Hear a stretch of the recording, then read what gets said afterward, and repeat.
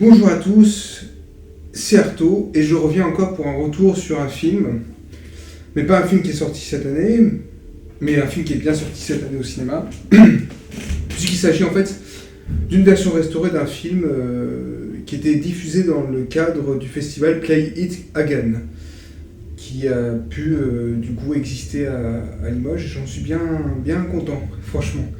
Et le premier film que j'ai vu de cette sélection, c'est un film africain, malien plus précisément, qui m'intéressait de par l'affiche. En fait, moi je ne savais pas du tout ce que j'allais voir entre guillemets, parce que, comment dire, j'ai une façon de choisir mes films qui est assez particulière, c'est-à-dire que moi c'est l'affiche qui m'intéresse le plus. Et disons que Yélène, donc de Souleymane Cissé, dont je vais parler aujourd'hui, avait une très belle affiche. Voilà. Sachant qu'en plus, j'avais vu dans le genre, enfin, vous savez, bon, dans les cinémas, ils mettent toujours le genre à côté. Donc là, c'était du cinéma de fantasy un peu. Et je voulais absolument le voir parce que, notamment pour une volonté d'ouvrir une nouvelle porte dans ma cinéphilie, dans mon intérêt pour le cinéma, bien sûr, parce qu'en fait, je ne connais pas du tout le cinéma africain. Ce qui est terrible, parce que... je ne le connais pas du tout. Je connais des films qui ont été tournés en Afrique. J'ai vu certains films qui traitent de l'Afrique, mais qui ne sont pas des longs métrages. Il y avait un documentaire sur l'Afrique qui était disponible sur la plateforme Henri, par exemple. Mais je n'ai pas vu de long métrage africain, il ne me semble pas dans mes souvenirs, peut-être que je me trompe, mais en tout cas j'en ai vu trop peu.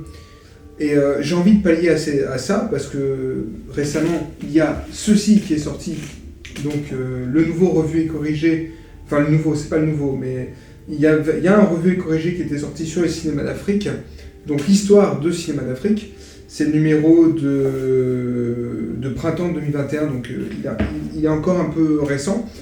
Et j'espère qu'il est encore disponible, mais il me semble que oui, parce que malheureusement, déjà, bon, le numéro est exceptionnel, bon, comme d'habitude dans la tradition de ce que nous propose Revu et Corrigé.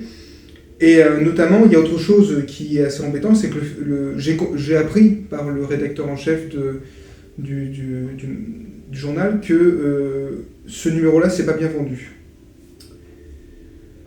Ce qui est assez triste. Mais peut-être parce qu'en fait, le cinéma africain, malheureusement, n'intéresse pas beaucoup de gens. Ou en tout cas, les gens sont tellement formatés dans une vision du cinéma qui est très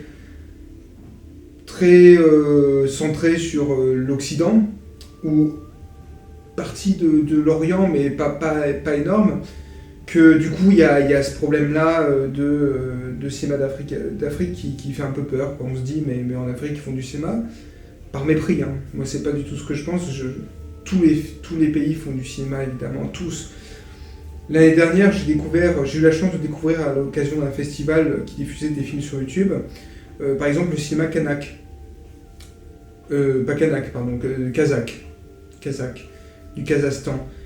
Cinéma magnifique, hein, bien sûr, parce que bon, cinéma très fort, très historique aussi, bon, voilà. Mais, et pareil, de toute façon, même les Européens eux-mêmes, enfin le public lambda, entre guillemets, comme dirait un certain Samir, disons qu'il y a le public lambda, le public entre guillemets lambda, le public qui va voir du cinéma, pas pour forcément apprécier le cinéma entre guillemets, pour passer du bon temps, on dit entre guillemets, voilà, ne va pas forcément s'intéresser au cinéma qui le sort un petit peu de sa bulle. C'est pas du mépris du tout, c'est un constat. C'est vrai que par exemple, tu leur parles de cinéma européen, mais vraiment d'Europe de l'Est par exemple, on va te sortir le drame de 7 heures chiant. Bon, sauf que Satan Tango, ce n'est pas chiant du tout. Voilà, blague à part. Mais c'est plus sérieusement, l'Afrique également propose un cinéma qui, moi, me passionne d'avance, parce que je connais un petit peu de nom, il y a des choses qui me parlent là-dedans, sachant que l'Afrique devrait forcément intéresser les gens, puisque l'Afrique est très, très représentée au cinéma. Je pense que c'est un des pays les plus représentés au cinéma. Il y a Dune qui est sorti récemment, ça parle quand même d'Afrique, de Moyen-Orient. Un des plus grands films du cinéma, c'est Laurence d'Arabie, qui se passe en partie en Afrique, enfin dans le Moyen-Orient plus précisément. Mais c'est dommage de ne pas s'intéresser à ça. Et c'est dommage aussi de se dire, d'avoir une espèce de préavis comme quoi le cinéma africain n'est pas intéressant. Et bien justement, Yélène de Souleymane Cissé est un film magnifique qui est en fait une sorte... Yélène, en fait, ça signifie en malien lumière. Yélène, l'ambition de Yélène, c'est de... Yélène, je ne sais pas si ça se prononce comme ça, je m'excuse pour cette prononciation un peu hasardeuse, mais comment dire, Yélène, c'est une sorte de film qui a un récit initiatique qui se base sur la magie, en fait, la magie africaine, la magie malienne, parce que, on sait tous, l'Afrique elle a développé un folklore, en tout cas une culture très particulière tournée autour de la magie, qui rapproche des éléments de nature, qui joue beaucoup sur ça. D'ailleurs, dans le film, on le verra, enfin, c'est passionnant là-dessus.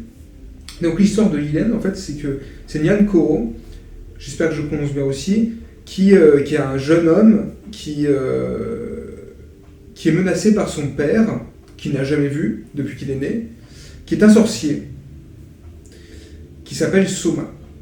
Et Soma veut tuer son fils, parce qu'il considère que son fils, dès qu'il est né, c'est en fait égaré de la voie de sa propre magie, enfin de sa propre religion en quelque sorte, puisque c'est une religion aussi. Et du coup, il cherche à le tuer. Et le film est magnifique, enfin, le film s'ouvre donc sur plusieurs phrases qui évoquent la magie. Alors c'est un peu... On nous prend un peu par la main, mais en même temps c'est plutôt justifié vu l'ambition du film qui est de vraiment traiter du folklore, enfin d'une partie de la culture africaine à partir d'un film de genre, donc fantastique, entre guillemets, et qui recentrerait ça sur quelque chose d'intimiste. Donc il y a une volonté aussi de nous initier également dans cette magie-là et de nous faire comprendre les choses. Ce qui est intéressant, c'est que Souleymane, du coup, Cissé raconte ça d'une manière très, très inspirée des contes, et que ce soit les contes africains, européens, du conte de manière générale d'ailleurs. Et Souleymane Cissé croit énormément au conte. Ça se voit dans le film. Le conte est tellement bien mis en scène et tellement bien amené dans le film que ça fonctionne à merveille, vraiment. Disons qu'il y a une façon de faire de la part de Souleymane Cissé qui permet en fait une forme de... on a l'impression qu'on pousse une autre porte. C'est ça. On a l'impression qu'on entre dans un autre univers, dans un univers qui est fait de violence, d'humour aussi, parce qu'il y a parfois des choses qui peuvent prêter à rire, qui sont filmées avec amour aussi pour ce qui est montré. Mais il y a une sorte de... Comment dire ? Puisque c'est entre guillemets archaïque dans cette façon de montrer la magie, c'est une magie ancienne, voilà, c'est une pratique ancienne de la magie.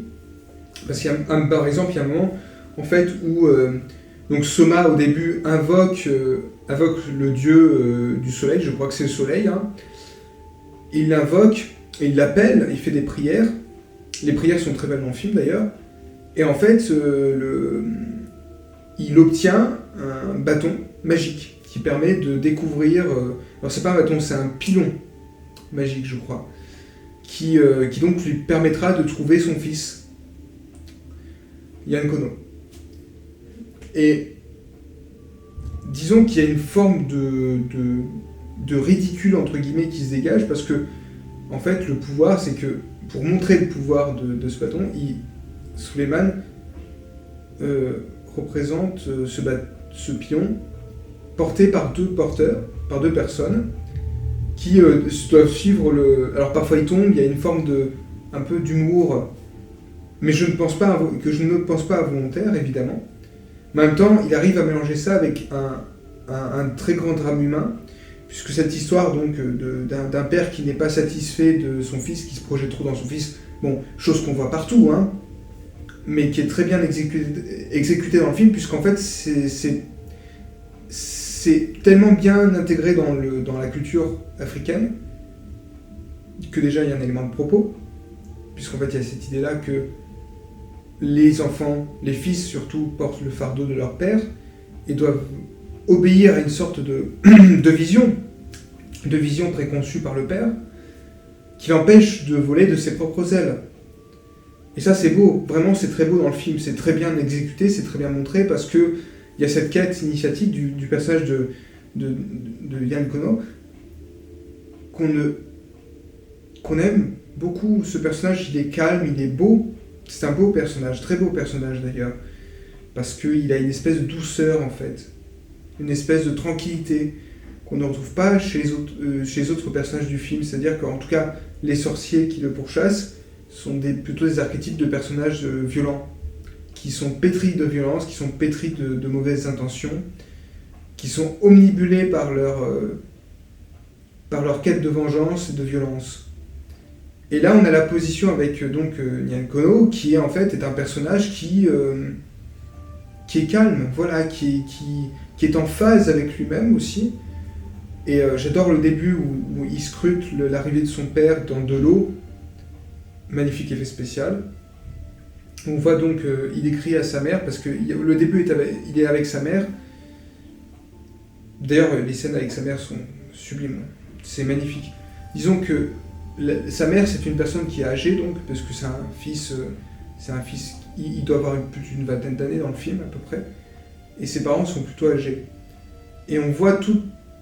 Il filme les corps aussi, Souleymane Cissé. Et on voit le corps de cette femme qui est marqué par le désert, qui est marqué par la chaleur, qui est marqué par la souffrance aussi de voir son fils et d'avoir vécu le départ du mari, du père. En plus, c'est là où il y a une forme de lâcheté, puisqu'on a le père qui revient des années après pour tuer son fils. Ce qui est quelque chose d'assez perturbant. Bon, ça évoque Oedipe, à certains moments aussi. Mais là, c'est le père qui veut tuer le fils, c'est pas le fils qui veut tuer le père. Mais ce qui est incroyable, c'est que cette mère, elle se dévoue pour son fils, elle se bat pour essayer de le sauver. D'ailleurs, Souleymane Cissé filme les visages avec magnificence. Tous ces corps sont beaux, et pourtant sont aussi marqués par la vie du désert, par la vie dure et par la chaleur.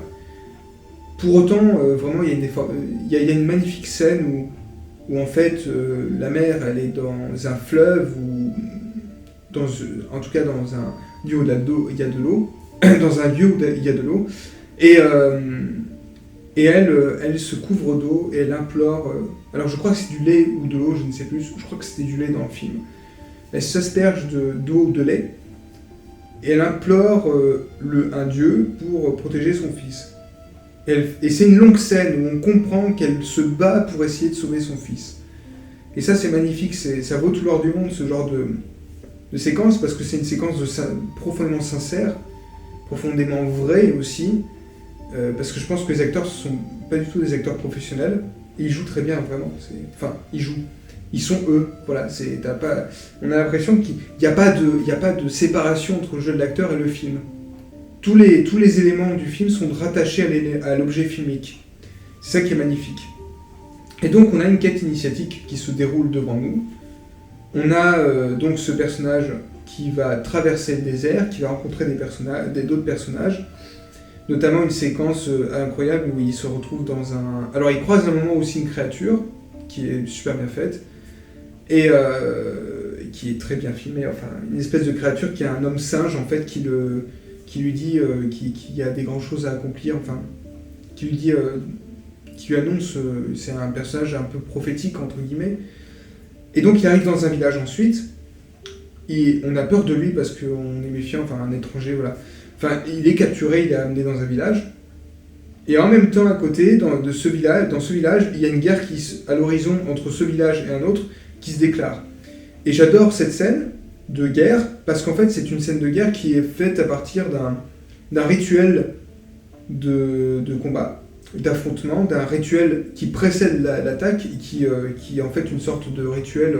Alors moi qui fais du droit, moi ça me passionne beaucoup ça, puisque c'est une sorte de rituel qui met en place la guerre.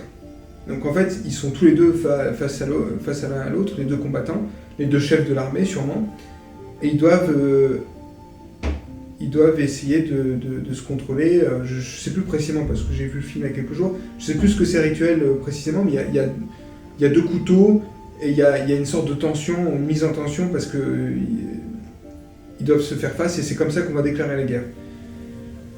C'est quelque chose dans les tribus qu'on retrouve beaucoup, évidemment, qui est le rituel qui précède la guerre et comment la guerre ensuite va dépendre de ces rituels et est-ce que ce rituel va mener vers la paix ou vers la guerre. Voilà. Et j'adore cette scène parce qu'en fait, Suleiman Cissé n'a pas besoin de nous expliquer quoi que ce soit, c'est purement visuel.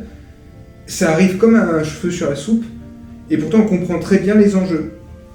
Et donc ensuite, il y a une guerre qui arrive et le personnage de Nyan Kono va devoir protéger, enfin, le chef du village va lui demander de protéger le peuple. Il va effectuer un rituel, parce que lui aussi est magicien, donc c'est ça. Et c'est pareil, c'est magnifique cette façon de filmer les rituels, de leur donner une forme de réalité. Moi, ça me fait beaucoup penser à un cinéaste que j'aime beaucoup aussi, qui est Pasolini en fait. Parce que Pasolini a fait plusieurs adaptations de mythes et de contes aussi. Il a fait la trilogie de la vie, qui est quelque chose que je vous recommande énormément. Mais il a fait aussi 2 films qui sont adaptés de la mythologie, qui sont Oedipe Roi et Médée. Et pareil, dans la façon qu'il a de filmer en fait le fantastique et aussi le mythe, il le fait avec une forme de réalisme quasi documentaire. Donc on a des images qui sont... disons qu'on n'a pas un montage très élaboré, c'est très, très discret, c'est très épuré en fait comme cinéma. Et ça fonctionne très bien parce qu'en fait le but de ces 2 cinéastes, c'est vraiment de tout mettre en scène avec les acteurs, avec les costumes, avec... ce que je veux dire par là, c'est qu'on a une image très organique, qui demande l'implication, qui ne peut pas nous lâcher. Le film nous prend par la main, nous propose un voyage, nous suivons le voyage jusqu'à la fin, et on ne peut pas en décrocher totalement, parce que en fait, le film est extrêmement bien rythmé aussi, et permet une implication totale. Et aussi, il y a des séquences totalement folles, quoi. Il y a des séquences de spiritualité qui sont magnifiques. Il y a plusieurs séquences où il y a des chants, des prières aussi, et j'adore. Et il y a des acteurs magnifiques. La femme de... Parce qu'en fait, plus tard, notre protagoniste, il va avoir une femme, je ne dis pas comment. Cette femme est magnifique. Voilà, là c'est personnel, mais je veux dire, le cinéaste la sublime totalement, elle a une espèce de candeur et à la fois de beauté, de personnage de conte. Ouais, elle me fait penser à un personnage de conte aussi. Puis il y a la bonté aussi qui ressort du rapport entre le chef du village et le personnage.